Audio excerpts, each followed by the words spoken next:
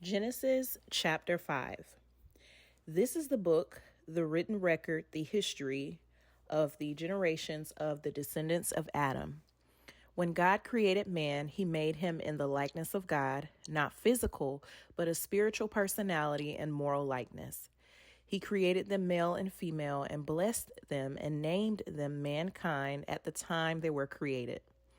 When Adam had lived 130 years, he became the father of a son in his own likeness, according to his image, and named him Seth. After he became the father of Seth, Adam lived 800 years, and he had other sons and daughters. So Adam lived 930 years in all, and he died. When Seth was 105 years old, he became the father of Enosh. Seth lived 807 years after the birth of Enosh, and he had other sons and daughters. So Seth lived 912 years, and he died. When Enosh was 90 years old, he became the father of Kenan. Enosh lived 815 years after the birth of Kenan, and he had other sons and daughters. So Enosh lived 905 years, and he died. When Kenan was 70 years old, he became the father of Mahalalel. Kenan lived 840 years after the birth of Mahalalel and had other sons and daughters. So Kenan lived 910 years, and he died. When Mahalalel was 65 years old, he became the father of Jared. Mahalalel lived 830 years after the birth of Jared and had other sons and daughters. So Mahalalel lived 895 years, and he died. When Jared was 162 years old, he became the father of Enoch. Jared lived 800 years after the birth of Enoch and had other sons and daughters. So Jared lived 962 years, and he died. When Enoch was 65 years old, he became the father of Methuselah. Enoch walked in habitual fellowship with God 300 years after the birth of Methuselah and had other sons and daughters. So all the days of Enoch were 365 years. And in reverent fear and obedience, Enoch walked with God, and he was not found among men because God took him away to be home with him. When Methuselah was 187 years old, he became the father of Lamech. Methuselah lived 782 years after the birth of Lamech and had other sons and daughters. So Methuselah lived 969 years, and he died. When Lamech was 182 years old, he became the father of a son. He named him Noah, saying, "This one shall bring us rest and comfort from our work and from the dreadful toil of our hands because of the ground which the Lord cursed." Lamech lived 595 years after the birth of Noah and had other sons and daughters. So all the days of Lamech were 777 years, and he died. After Noah was 500 years old, he became the father of Shem, Ham, and Japheth. Now it happened when men began to multiply on the face of the land and daughters were born to them, that the sons of God saw that the daughters of men were beautiful and desirable, and they took wives for themselves, whomever they chose and desired. Then the Lord said, "My spirit shall not strive and remain with man forever, because he is indeed flesh, sinful, corrupt, given over to sensual appetites. Nevertheless, his days shall yet be 120 years." There were Nephilim, men of stature, notorious men on the earth in those days, and also afterward, when the sons of God lived with the daughters of men, and they gave birth to their children. These were the mighty men who were of old, men of renown, great reputation, fame. The Lord saw that the wickedness, depravity of man was great on the earth, and that every imagination or intent of the thoughts of his heart were only evil continually. The Lord regretted that he had made mankind on the earth, and he was deeply grieved in his heart. So the Lord said, "I will destroy, annihilate mankind, whom I have created from the surface of the earth, not only man, but the animals and the crawling things and the birds of the air, because it deeply grieves me to see mankind sin, and I regret that I have made them." But Noah found favor and grace in the eyes of the Lord. These are the records of the generations, family history of Noah. Noah was a righteous man, one who was just and had right standing with God, blameless in his evil generation. Noah lived in habitual fellowship with God. Now Noah became the father of 3 sons, Shem, Ham, and Japheth. The population of the earth was corrupt, absolutely depraved, spiritually and morally putrid in God's sight, and the land was filled with violence, desecration, infringement, outrage, assault, and lust for power. God looked on the earth and saw how debased and degenerate it was, for all humanity had corrupted their way on the earth and lost their true direction. God said to Noah, I intend to make an end of all that lives, for through men the land is filled with violence, and behold, I am about to destroy them together with the land. Make yourself an ark of gopher wood, make it in rooms, stalls, pens, coops, nests, cages, compartments, and coat it inside and out with pitch, bitumen. This is the way you are to make it. The length of the ark shall be 300 cubits, its width 50 cubits, and its height 30 cubits. You shall make a window for light and ventilation for the ark and finish it to at least a cubit, 18 inches from the top, and set the entry door of the ark in its side. And you shall make it with lower, second, and third decks. For behold, I, even I, will bring a flood of waters on the earth to destroy all life under the heavens in which there is the breath and spirit of life. Everything that is on the land shall die. But I will establish my covenant, solemn promise, formal agreement with you, and you shall come into the ark, you and your 3 sons and your wife and your sons' wives with you. And of every living thing found on land, you shall bring 2 of every kind into the ark to keep them alive with you. They shall be male and female. Of fowls and birds according to their kind, of animals according to their kind, of every crawling thing of the ground according to its kind, 2 of every kind shall come to you to keep them alive. Also take with you every kind of food that is edible, and you shall collect and store it, and it shall be food for you and for them. So Noah did this according to all that God commanded him. That is what he did. Then the Lord said to Noah, Come into the ark, you with all your household, for you alone I have seen as righteous, doing what is right before me in this generation. Of every clean animal you shall take with you 7 pair, the male and his female, and of animals that are not clean, 2 each, the male and his female. Also of the birds of the air, 7 pair, the male and the female, to keep the offspring alive on the surface of the earth. For in 7 days I am going to cause it to rain on the earth for 40 days and 40 nights, and I will destroy, blot out, wipe away every living thing that I have made from the surface of the earth. So Noah did all that the Lord commanded him. Noah was 600 years old when the flood deluge of water came on the earth, covering all of the land. Then Noah and his sons and his wife and his sons' wives with him entered the ark to escape the flood waters. Of clean animals and animals that are not clean, and birds and fowls and everything that crawls on the ground, they came, motivated by God, into the ark with Noah 2 by 2, the male and the female, just as God had commanded Noah. And after the 7 days, God released the rain, and the flood waters came on the earth. In the 600th year of Noah's life, on the 17th day of the 2nd month, on that same day, all the fountains of the great deep, subterranean waters burst open, and the windows and floodgates of the heavens were opened. It rained on the earth for 40 days and 40 nights. On the very same day, Noah and Shem and Ham and Japheth, the sons of Noah, and Noah's wife, and the 3 wives of his sons with them, entered the ark. They and every animal according to its kind, all the livestock according to their kinds, every moving thing that crawls on the earth according to its kind, and every bird according to its kind, every winged thing of every sort. So they went into the ark with Noah 2 by 2 of all living things in which there was the breath and spirit of life. Those which entered, male and female of all flesh, creatures, entered as God had commanded Noah, and the Lord closed the door behind him. The flood, the great downpour of rain, was 40 days and nights on the earth, and the waters increased and lifted up the ark, and it floated high above the land. The waters became mighty and increased greatly on the earth, and the ark floated on the surface of the waters. The waters prevailed so greatly and were so mighty and overwhelming on the earth, so that all the high mountains everywhere under the heavens were covered. In fact, the waters became 15 cubits higher than the highest ground, and the mountains were covered. All living things that moved on the earth perished, birds and cattle, domestic animals, wild animals, all things that swarm and crawl on the earth, and all mankind. Everything on the dry land, all in whose nostrils was the breath and spirit of life, died.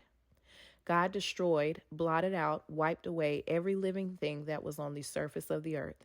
Man and animals and the crawling things and the birds of the heavens were destroyed from the land.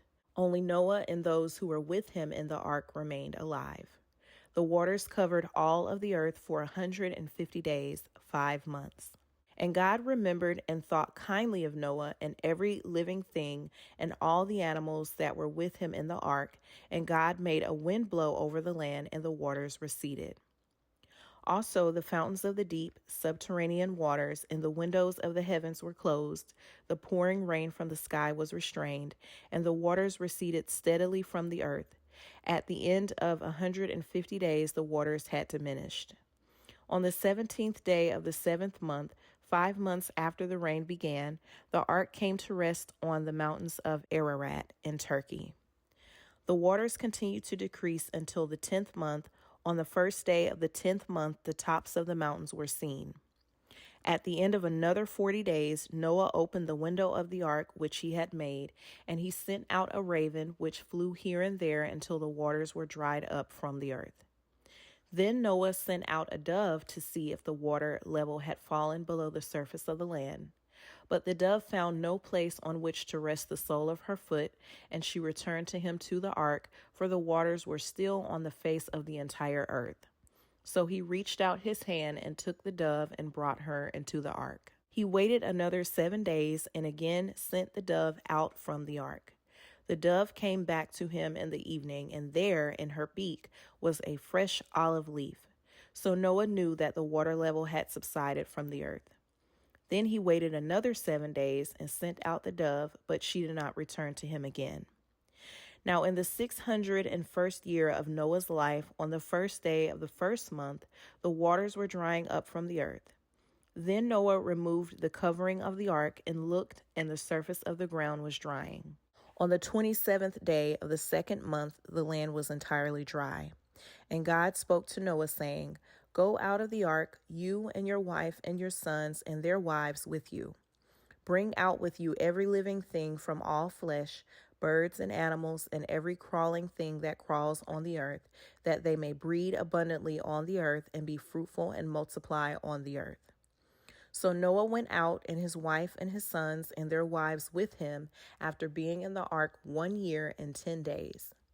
Every animal, every crawling thing, every bird, and whatever moves on the land went out by families, types, groupings from the ark. And Noah built an altar to the Lord, and took of every ceremonially clean animal and of every clean bird, and offered burnt offerings on the altar. The Lord smelled the pleasing aroma, a soothing, satisfying scent, and the Lord said to himself, "I will never again curse the ground because of man, for the intent, strong inclination, desire of man's heart is wicked from his youth, and I will never again destroy every living thing as I have done. While the earth remains, seed time and harvest, cold and heat, winter and summer, and day and night shall not cease."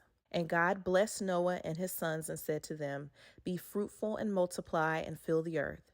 The fear and the terror of you shall be instinctive in every animal of the land and in every bird of the air, and together with everything that moves on the ground, and with all the fish of the sea, they are given into your hand.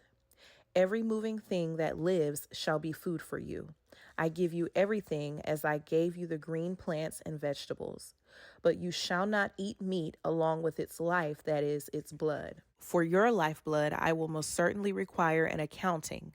From every animal that kills a person I will require it. And from man, from every man's brother, that is, anyone who murders, I will require the life of man. Whoever sheds man's blood unlawfully, by man, judicial government, shall his blood be shed. For in the image of God he made man. As for you, be fruitful and multiply, populate the earth abundantly, and multiply in it." Then God spoke to Noah and to his sons with him, saying, Now behold, I am establishing my covenant, binding agreement, solemn promise with you and with your descendants after you, and with every living creature that is with you, the birds, the livestock, and the wild animals of the earth along with you, of everything that comes out of the ark, every living creature of the earth. I will establish my covenant with you.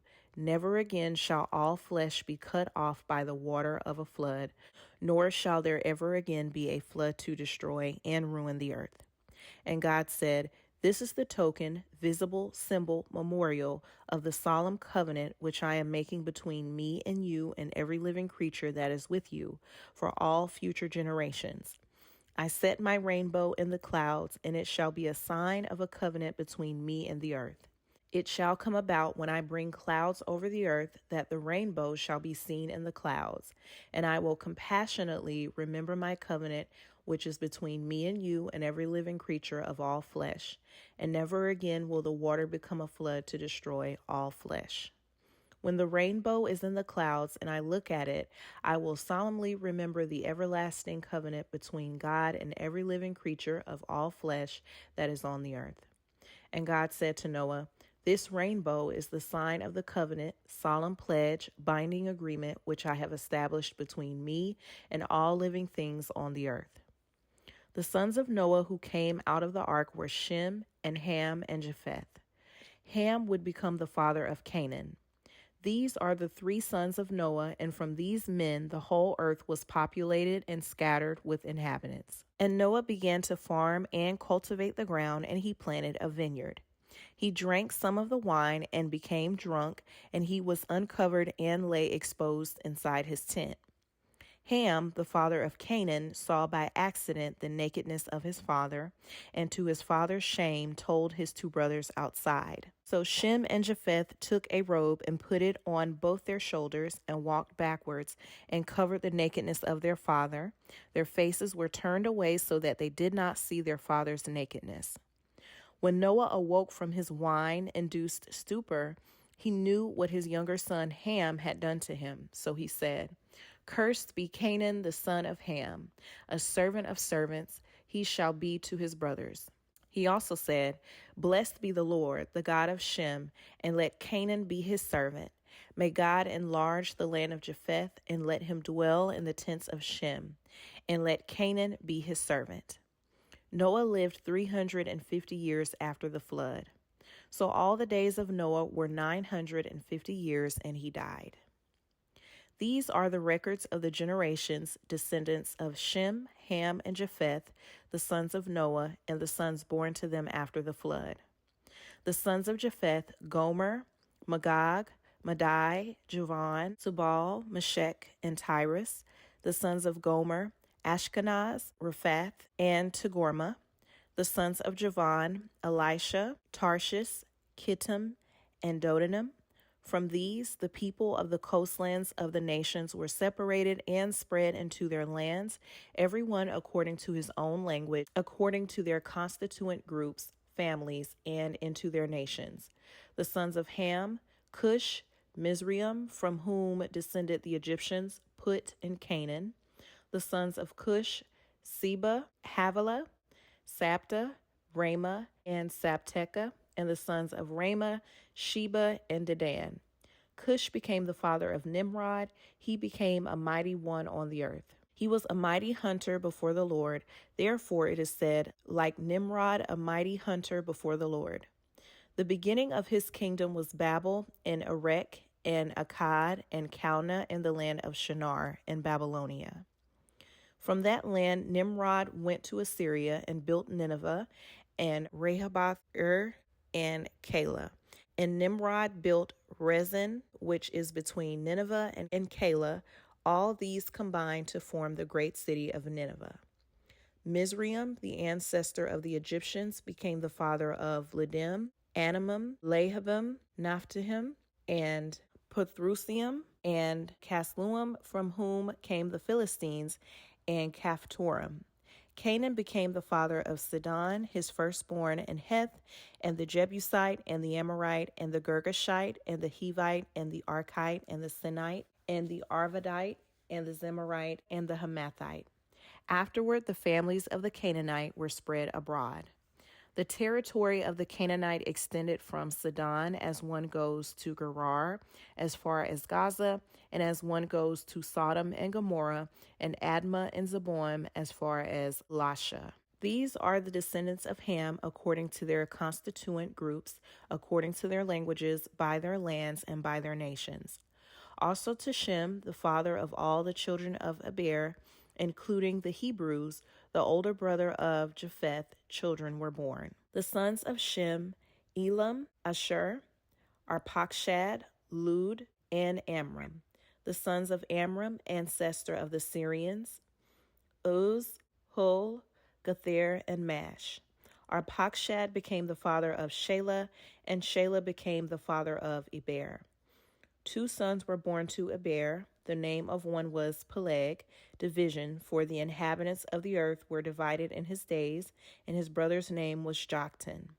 Joktan became the father of Almadad, Sheleth, Hazarmaveth, Jerah, and Hadaram, Uziel, Diklah, and Obel, Abimael, Sheba, and Ophir, Havilah, and Jobab. All these were the sons of Joktan. Now their territory extended from Mesha as one goes toward Saphar to the hill country of the east.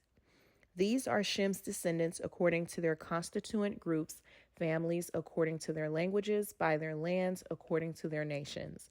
These are the families of the sons of Noah according to their descendants by their nations, and from these people the nations were separated and spread abroad on the earth after the flood.